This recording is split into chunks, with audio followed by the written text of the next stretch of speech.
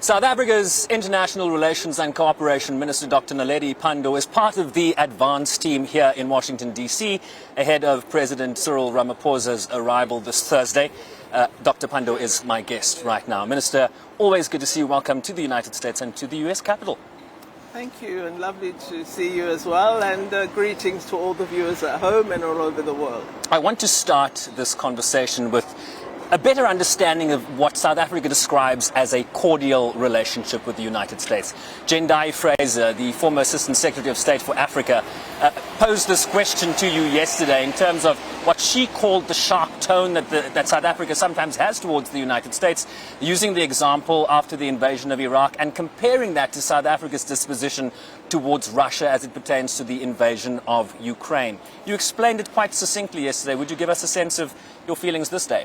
Well, I think I wouldn't describe the relationship as cordial, because cordial is sort of cool, and she seems to assume that there's a cool relationship. But I think we have a very good relationship. It's certainly warmed a great deal following President Biden's inauguration as a leader of the United States of America.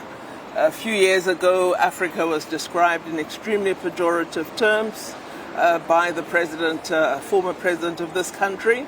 But I think since President Biden, there's really been an attempt to reach out to Africa, and certainly many positive conversations with our president. Let's talk a bit about that outreach, Minister. If you look back at the last 6 months, Wendy Sherman, the Deputy Secretary of State, came to South Africa in May, and that, of course, was after President Ramaphosa and President Biden had a telephone conversation in April. You saw Secretary of State Blinken with you in Pretoria in August, and now followed with this high-level visit between the two presidents again. What's going on behind the scenes here?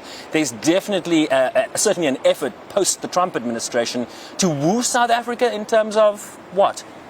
Well, I think the United States of America believes South Africa has an important role on the African continent, and that we can play a very significant role in the implementation of the new strategy that the United States has set out as its new engagement with the African continent. So it's an appreciation of the role South Africa can play and what South Africa is on the African continent.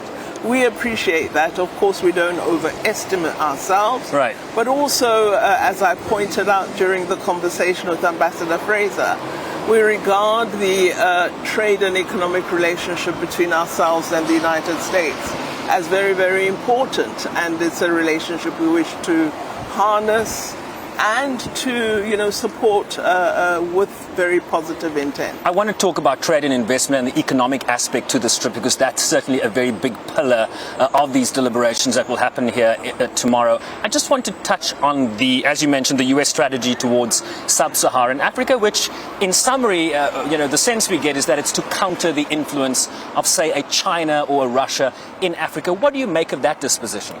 Well, when we had the consultations with Secretary Blinken, I really advised against an anti-China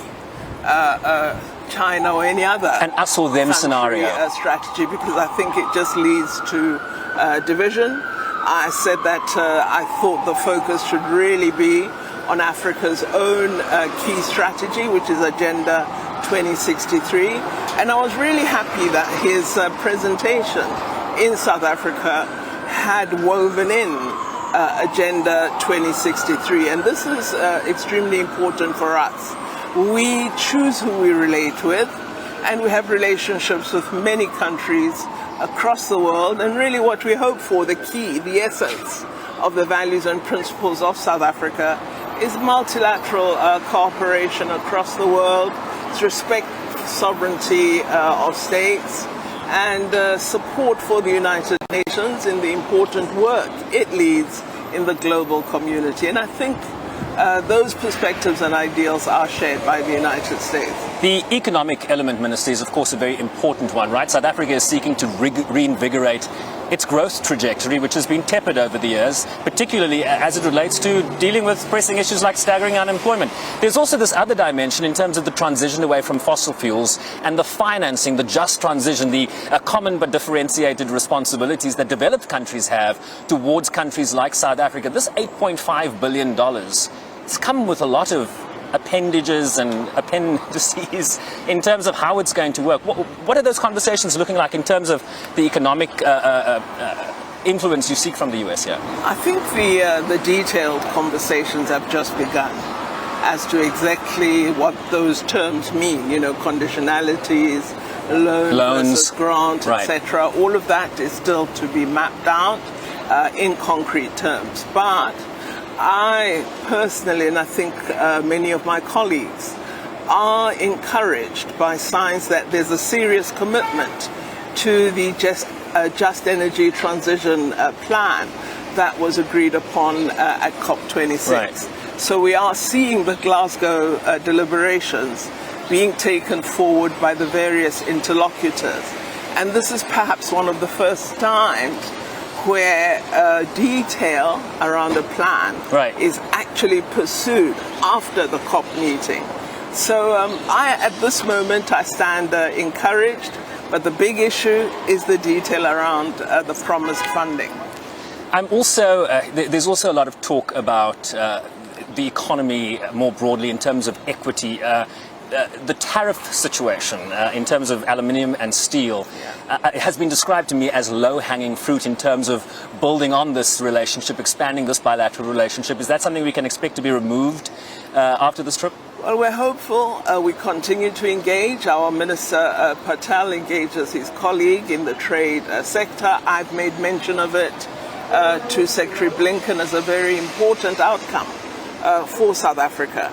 I'm sure President Ramaphosa will raise it with his peer, President Biden, because progress for South Africa on the tariff and access issue would be extremely important for our industrialists. Final question for you, Minister, and this is kind of sort of throwing it forward to the UN General Assembly next week. You also talked yesterday about the international rules-based system, right? The international framework that governs how we relate as countries. And you talked about how it cannot just apply, for example, to Ukraine when it doesn't necessarily apply the same way to the Palestinians.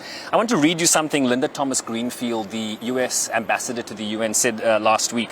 We will advance efforts to reform the UN Security Council towards greater accountability and legitimacy. We should forge consensus around sensible and credible proposals to expand the UN Security Council. I wonder what you make of a statement like that coming from the United States, given that in the main it's been the UN Security Council's permanent 5 members that have been sticklers in moving forward. I mean, it's hurrah. But as I say, you know, the devil often lies in the detail. But we do believe there should be greater representation, and we do agree that there must be reform. South Africa has always advocated that we want to move to text-based negotiations. So we'd like to see the various member states put something down on paper. We'd like a synthesized document that can be discussed by all the member states, which gives us a sense of the future. I would say that it is some of the more powerful countries that have actually been the ones who've diminished the status of the United Nations, either by denying it funding when it suits them, or by making demands that are unwarranted and that don't represent all member states' interests. So now that all of us have a commitment to respect for the United Nations as the premier multilateral institution, let's get on with the reform deliberations. And we won't blame that truck on the P5 either. Minister, always good to see you. Thank you, Thank you very much indeed. Dr. Naledi Pandor is South Africa's International Relations and Cooperation Minister, of course part of the advance team here ahead of President Ramaphosa's meetings with both Vice President Kamala Harris and President Joe Biden at the White House this Friday.